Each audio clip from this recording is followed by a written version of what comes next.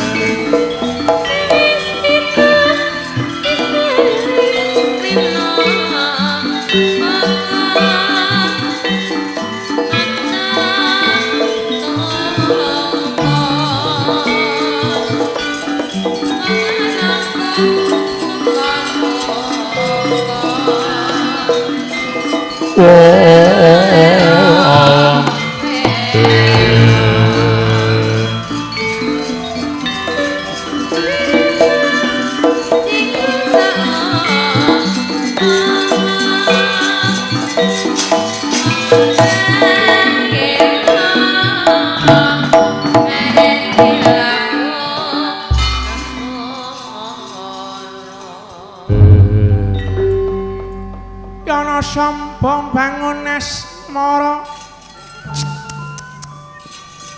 bau kiwa pangrebating Jawa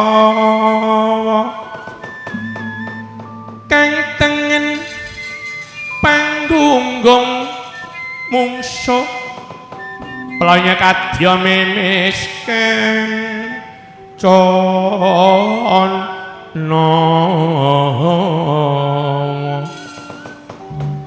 playa sombalir kadya mimis kencana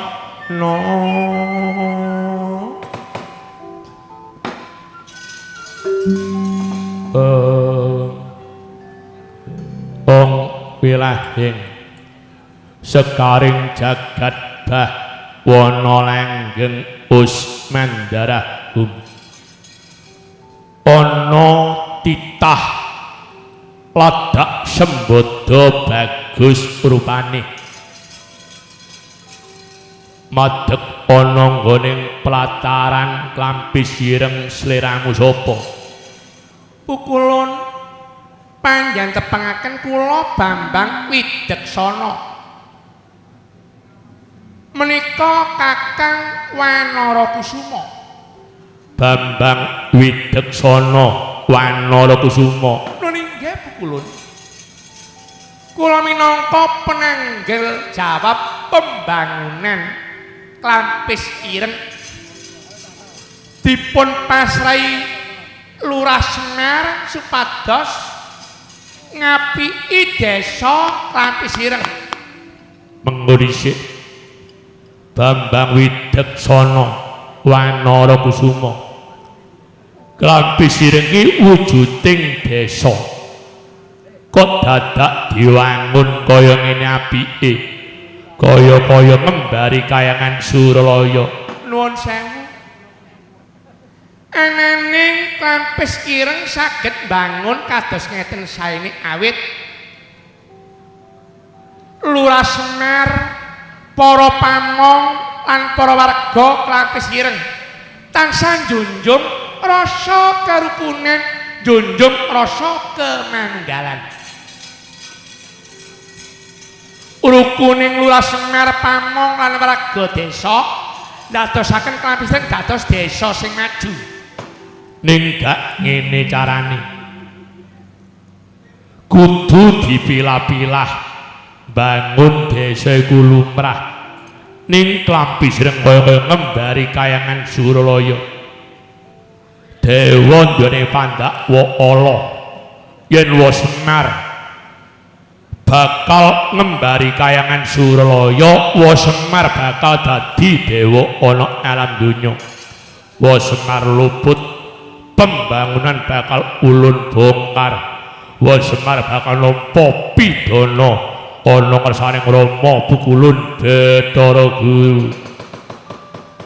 Yana mrabab bangedananira ana satriya nenteng perkara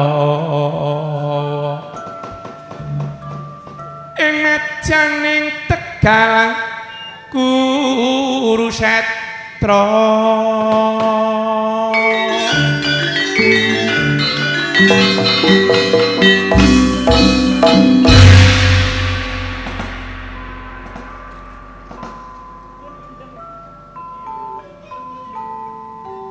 Bathara Brahma tak jabel basaku, percuma tak hormati, percuma tak dasani. Dadak tekaning Brahma bakal bongkar pembangunan Klampis Ireng. Wa Semar gak duweni panemu kepingin dadi ratuning dewa ana alam donya. Semar iku dudu golongane wong gendeng derajat pangkat. Semar dudu golongane wong kang kedonyan. Semar iku percaya kok donya bondo iso lunga, derajat pangkat iso minggat. Donya bondo mung titipan, derajat pangkat mung tempelan.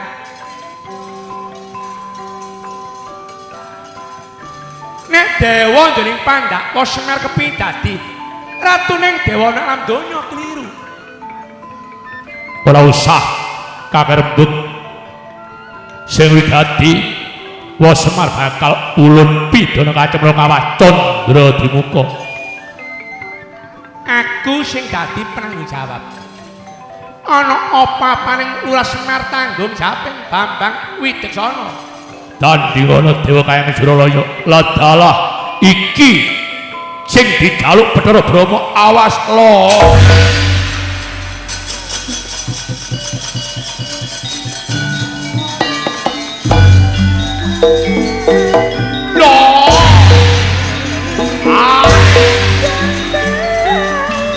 Dewa akhirnya diajeni.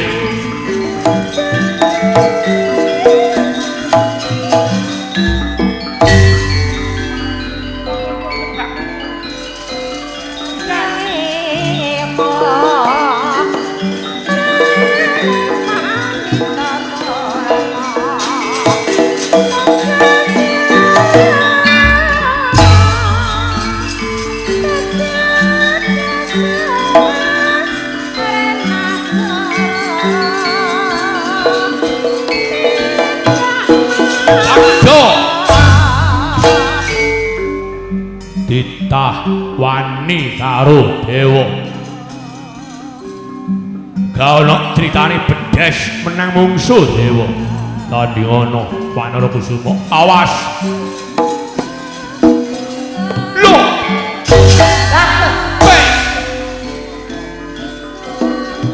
Loh. Ape padu. Loh.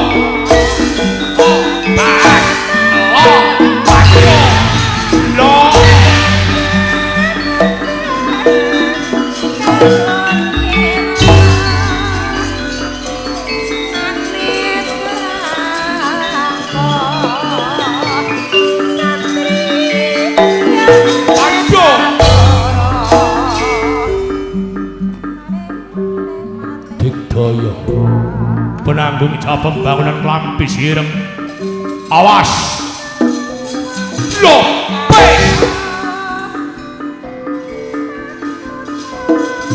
ae pa lo paco lope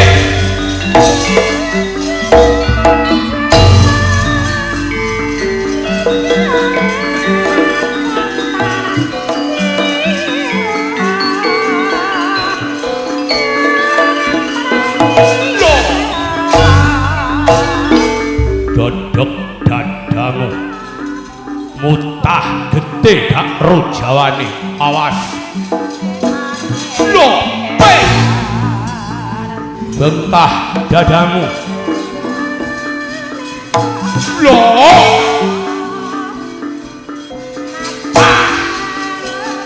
no pano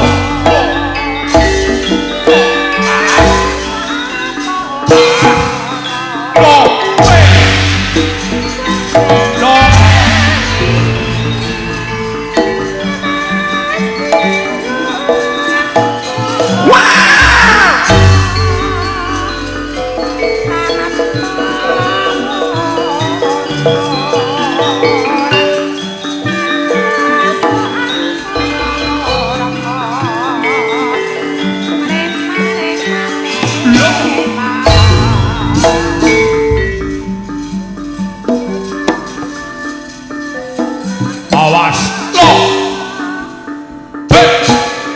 lope iki pado lope pado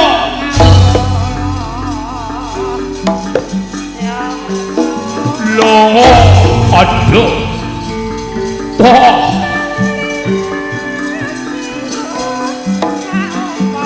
angyo Bedara Brama lo iki jeluk jaluk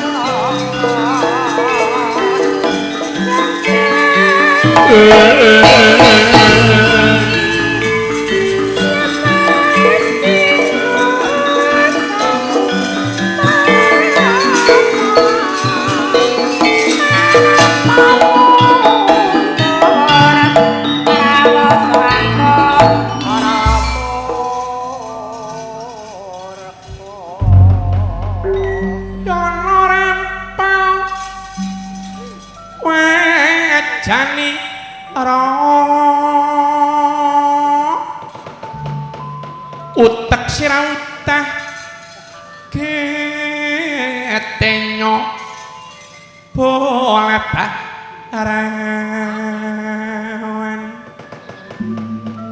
talingen potos tanpa pamit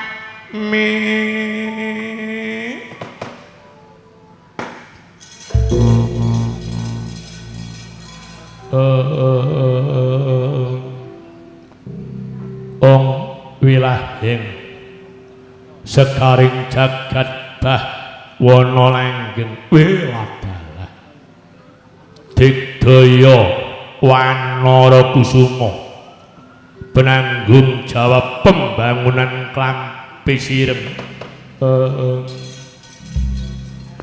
Ayo Bathara Brama nek nyata-nyata wedi kewirangan baliya saka papan kene aja terus-terusno kepin bongkar pembangunan Klampi Sirem. Yen Bathara Brama gelem bali slamet ora gelem bali kawirangan dening Wanara Kusuma adalah Wanara Kusuma gaono critaning dewa kalah karo titah Antin dalam sak gedhe netra. Iya mendel Bathara Brama mendeling Bathara Brama sendakep mring asta suku tunggal.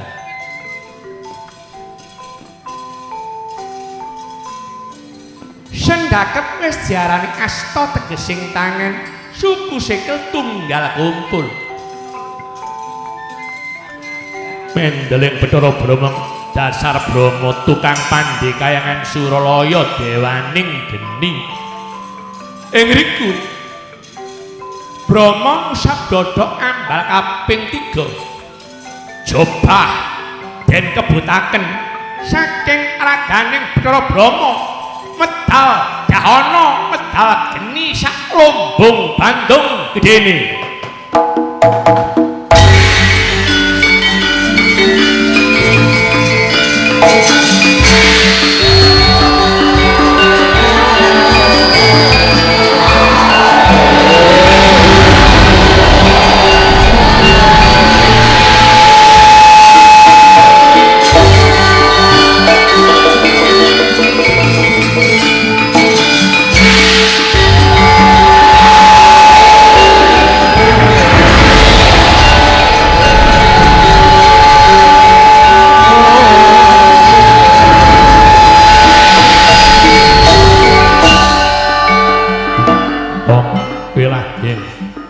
Sekaring jagat bah wana langgeng Wanara Kusuma katerjang genining Bathara Brama lakon dadi awu lakon dadi arep.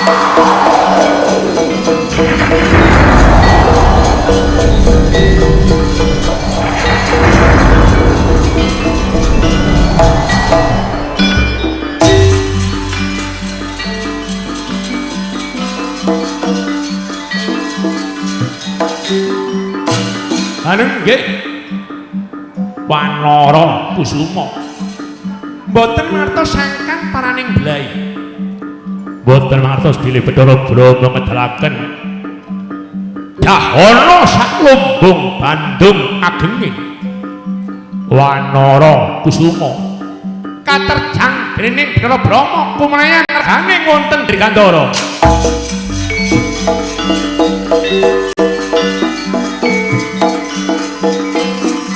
Loh, woi, Panco,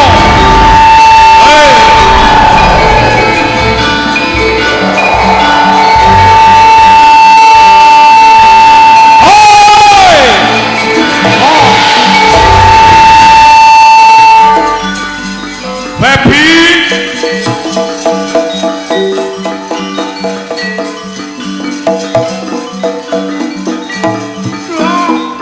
aduh, dolarku.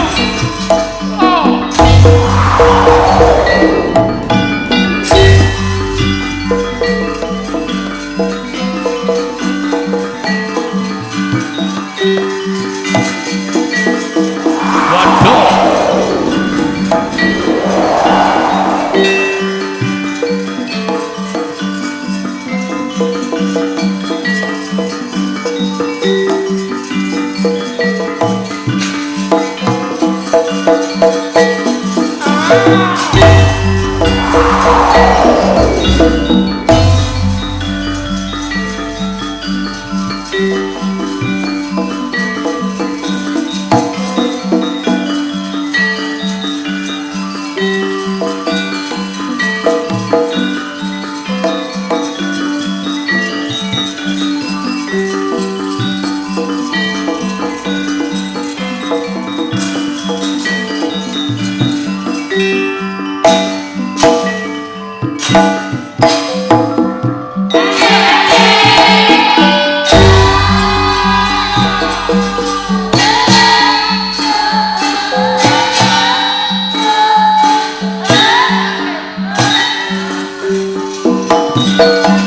you.